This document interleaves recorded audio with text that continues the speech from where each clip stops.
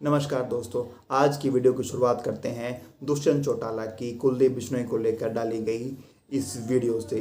यह वीडियो देखते ही ध्यान में आया, एक डायलॉग है कि जिनके घर खुद शीशे के होते हैं उन्हें दूसरों के घरों पर पत्थर नहीं उछालने चाहिए।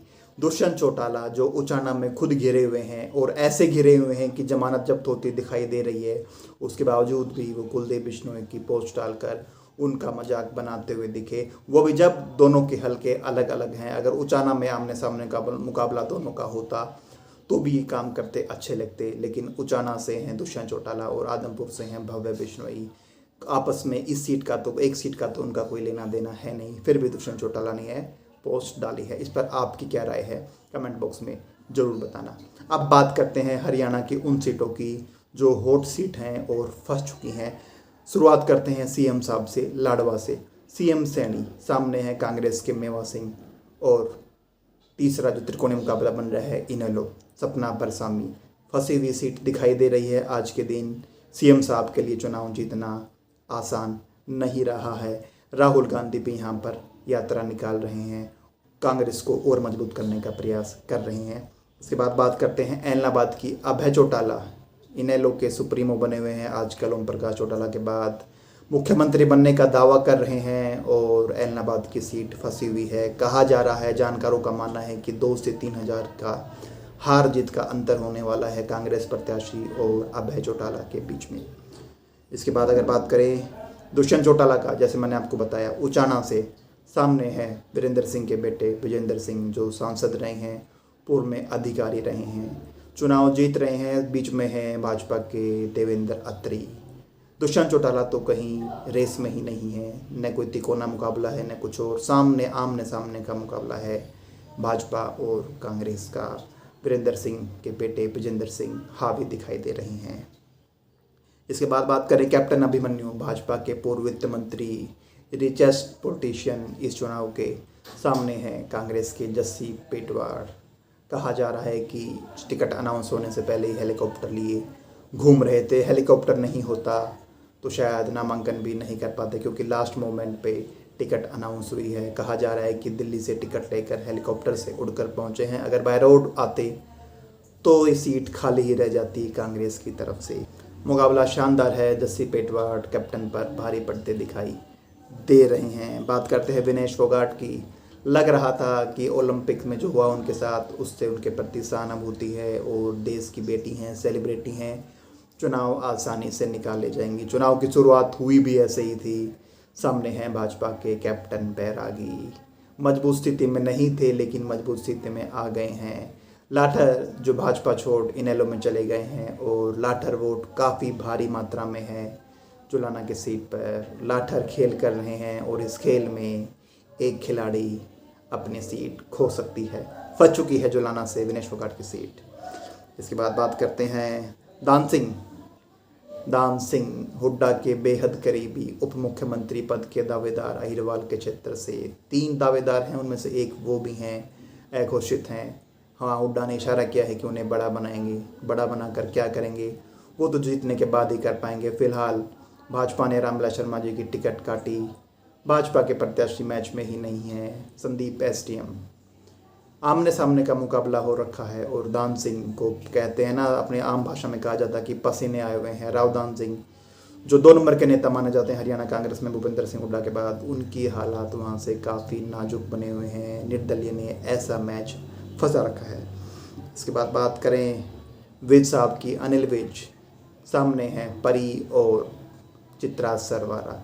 मुकाबला फंसा हुआ है। चित्रा निर्दलीय हैं, लेकिन मुकाबले में हैं परिमल परी कुमाली शैरजा के प्रत्याशी हैं कांग्रेस की तरफ से। मुकाबला फंसा हुआ है।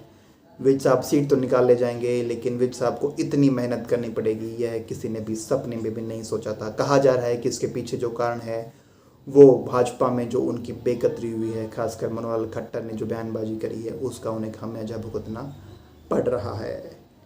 अनिरुद्ध चौधरी, श्रुति चौधरी, बंसीलाल का पोता, बंसीलाल की पोती, बड़ी सीट बनी हुई है, हॉट सीट बनी हुई है। किरण चौधरी राज्यसभा पहुंच गई हैं भाजपा की तरफ से।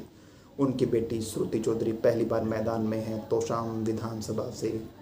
साथ में भाजपा के बागी शशि परमार मैदान में हैं।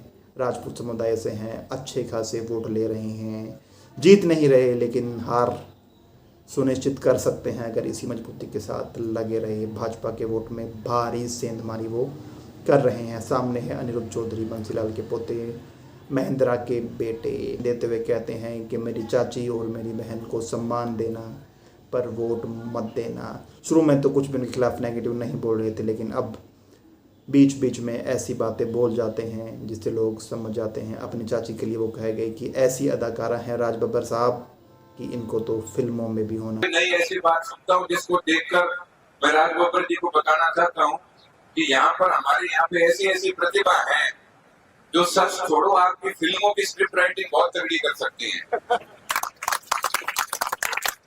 ये बात कही है भाई, भारतीय जनता पार्टी से जो उम्मीदवार हैं वो मेरे चाचा जी की बेटी है, मेरी बहन है।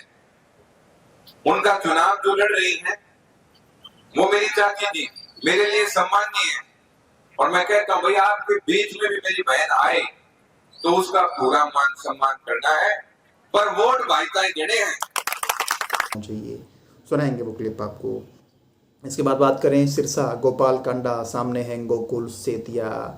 भाजपा का झंडा हटा लिया था, कांडा ने कहा था मुझे समर्थन नहीं चाहिए, हालात खराब होती दिखी तो भाजपा याद आई, फिर से भाजपा के क्षण में भाजपा का झंडा भी अपने घर पर लगा लिया है। अभय चौटाला से जब पूछा गया कि आप तो कह रहे थे कि इनेलो अलग है भाजपा अलग है, उन्होंने कहा इनके भाई हैं जो गोविंद कांडा वो भाजपा में हैं, गोपाल कांडा का भाजपा से कोई लेना देना नहीं है, शायद इसलिए झंडा लगाया होगा। राजनीति है, आप भी सब समझते हैं। 2 से 3 हज़ार हार जीत का अंतर बताया जा रहा है, और फिलहाल जो लग रहा है यहाँ पर कांग्रेसी उम्मीदवार गोकुल सेतिया हावी है। बताया जाता है कि टक्कर के हैं दोनों हर चीज़ में, चाहे वो गोपाल कांडा हो चाहे गोकुल सेतिया हो।